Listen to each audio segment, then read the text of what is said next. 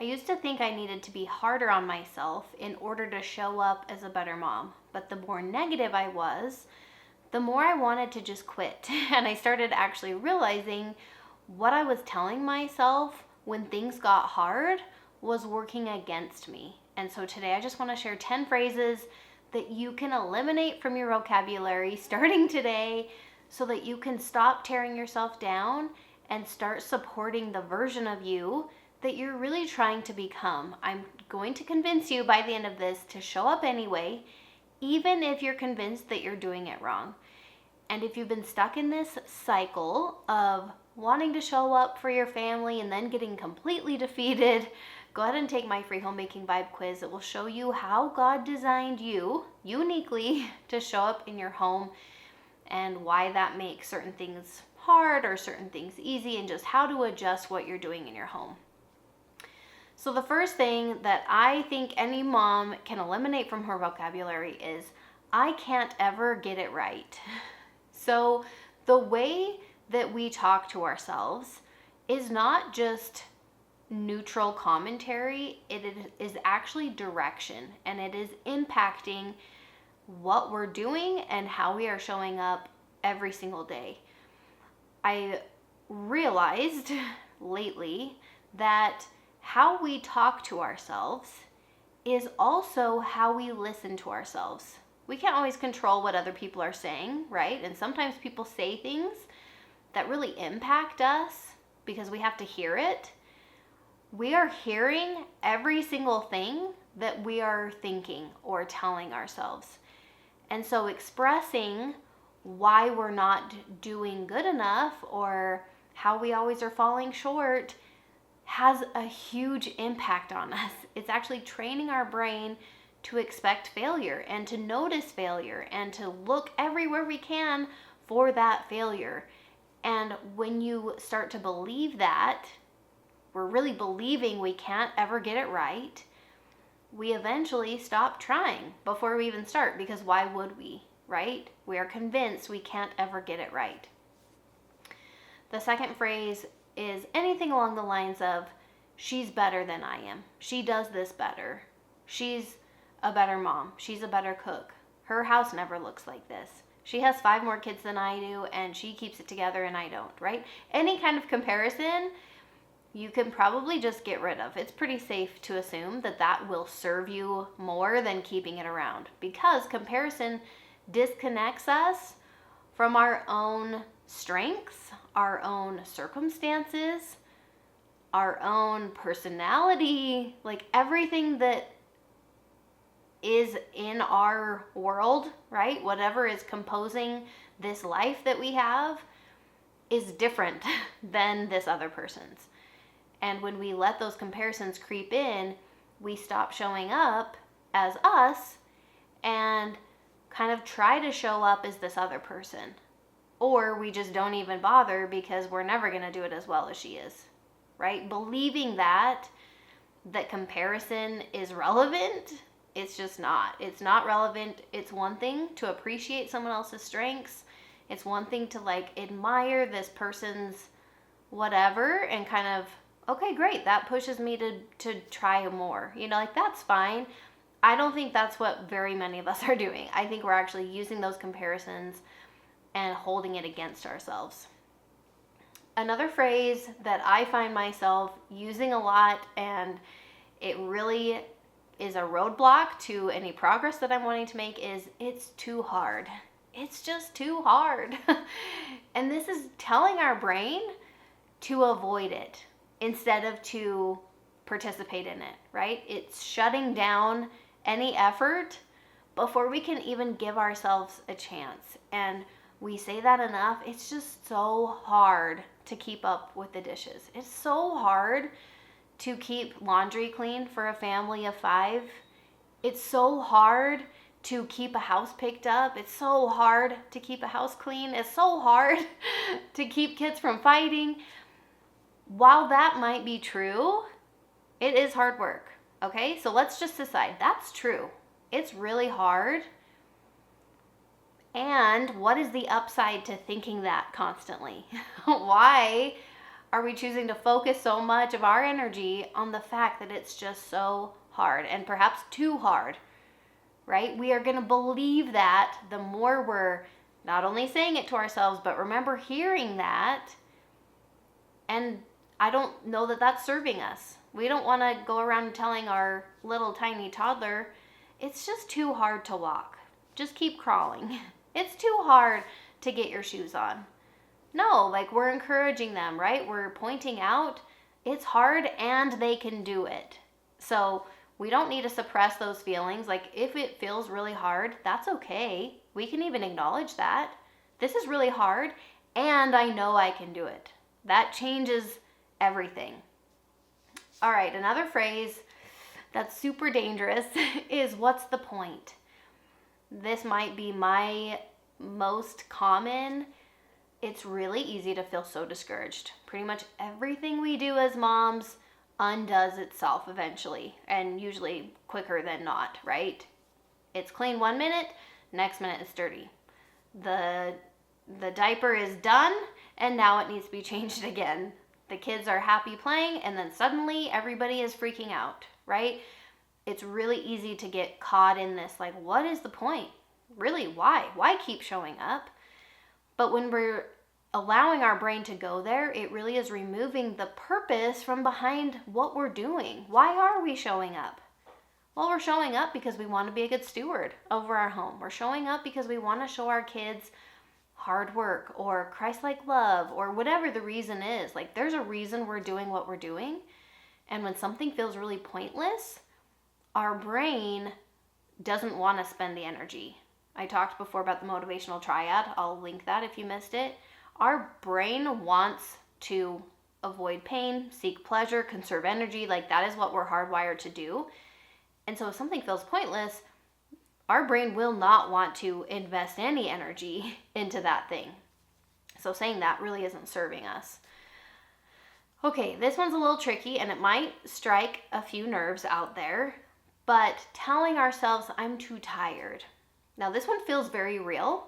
We can be very tired. We probably are very tired as moms.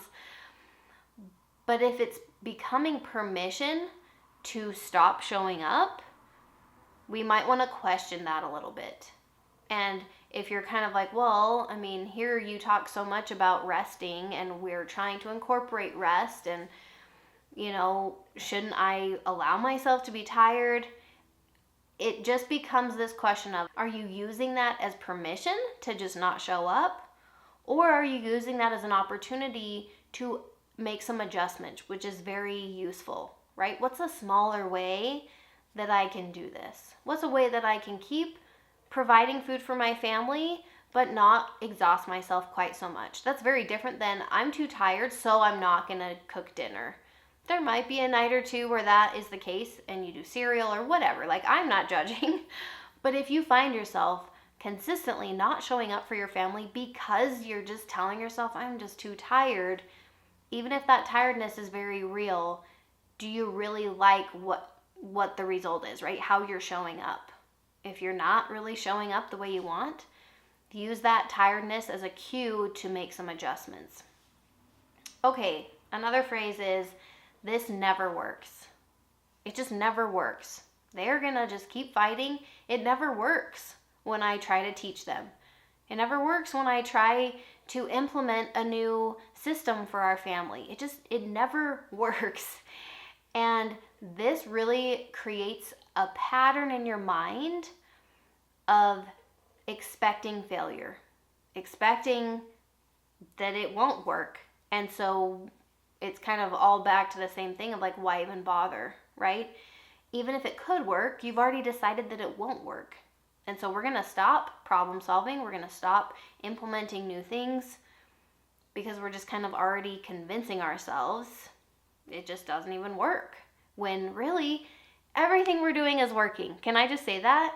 There might be snags, there might be things that could use some adjustments, but if we're showing up consistently, that consistency does count for something.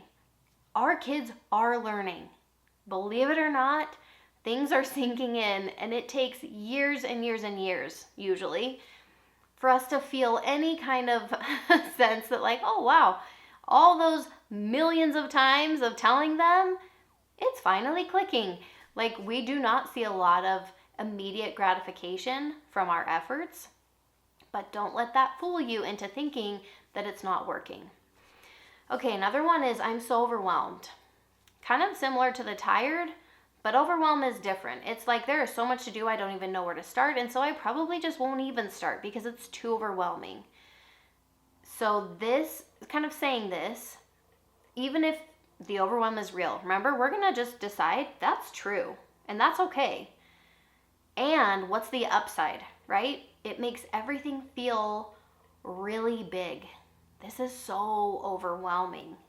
And if you really dwell in that, your brain is going to stop looking for the options and for the solutions because it just wants to escape. Like, let's not even deal with that because it is just so overwhelming. We want to convince ourselves and remind ourselves there's one little thing that I could do right now. The house feels like a disaster, and it'll take me 5 minutes to clear the dishes out of the sink, and that will feel really good. You see how that's just more helpful? Even if it is overwhelming, it doesn't mean we have to stay stuck in that. All right, the next one I want to talk about is the thought of nobody cares. Now, it's easy for us as moms to tell ourselves this. It's maybe even true, right? A lot of the family members in our home don't even notice what we're doing and they don't appreciate what we're doing. But when we really tell ourselves that over and over and over, we're going to believe that nobody actually cares. And this leaves me, at least, feeling very isolated, very alone. And again, it feels completely pointless to show up for any of it. Because why would I? Nobody cares, right? But when you're feeling so alone, it's really hard to keep showing up, to keep remembering our reasons for why we're doing this. So instead of nobody cares, even for me, I can switch that to I care. And that's enough for me. Even if it's true that nobody cares, which I'm convinced that is not true. But even if it is, we'll just pretend. It's true, nobody cares. Not my husband, not my kids, not my neighbor, not my sister, not my mom. I care. And if I care, I will keep showing up because I care, right? I'm invested. Totally different. And I'm now doing everything through that lens and seeing everything through that lens. It's completely a different situation. Okay, I catch myself saying this. I'm curious if you do too. I just can't deal with this right now. It's a really easy cop out. It might feel overwhelming. Maybe you're tired. Maybe you're just done for the day, right? I just can't deal with this right now. Kids are fighting, or somebody just spilled again, right? I just can't deal with this right now. And it sounds very honest. It sounds very real, but it often becomes this complete stop in anything we're doing, and we kind of shut down, as opposed to, right, you're kind of feeling that might be your cue to pause, right? What we're saying, this is real. We really do feel this way. We really sometimes feel overwhelmed. We feel like we can't deal with it right now, and that's okay. Instead of completely stopping everything, what if we just use that moment to pause and acknowledge that our brain is going to shut down the second things feel threatening, right? It wants to protect you and keep you safe. And so it makes sense. It makes sense that we would want to I can't deal with this right now. Just period. Done. Walking away. Like, no thank you. Instead of pausing and just like taking a moment and like, what could I do right now? Or what do I need right now? There are so many different ways to approach that instead of letting yourself completely shut down. The last one is, I'm just not that kind of mom. So this is an interesting one because I feel like I'm all about us tapping into the person that God really made us to be. We all have different personalities and different strengths and interests, and that absolutely can and should show up in our home. And the second we really get into this identity of like, oh, I'm just not that kind of mom, instead of allowing ourselves to grow and evolve into who we really want to be, we are labeling ourselves in such a way that really boxes us in and keeps us stuck in potentially not showing up as we want to, right? So it doesn't mean that, you're gonna look at these moms online and their meals and they're doing everything from scratch and you're just thinking, oh, well, I'm definitely not that kind of mom. That's fine. But is that really the mindset you want to have? Telling ourselves, I'm just not that kind of mom, from my perspective, is either a diss on her or a diss on you, and usually it's a diss on ourselves.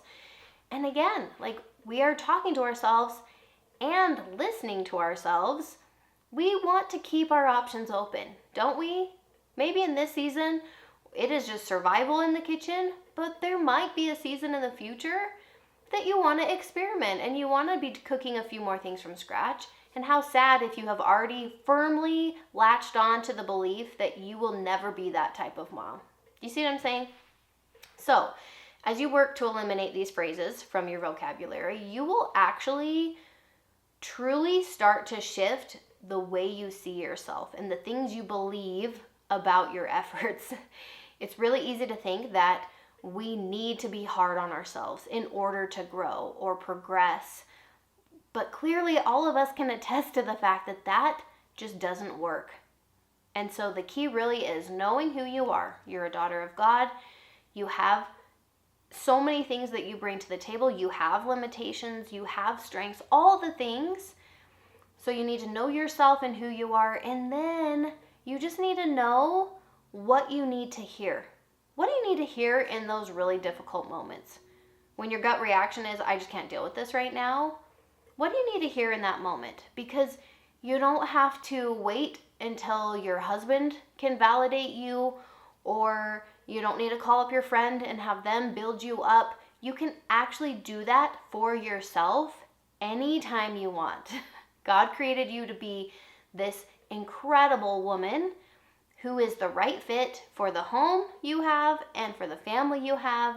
So do not mother like me or anyone else you see, just mother like you.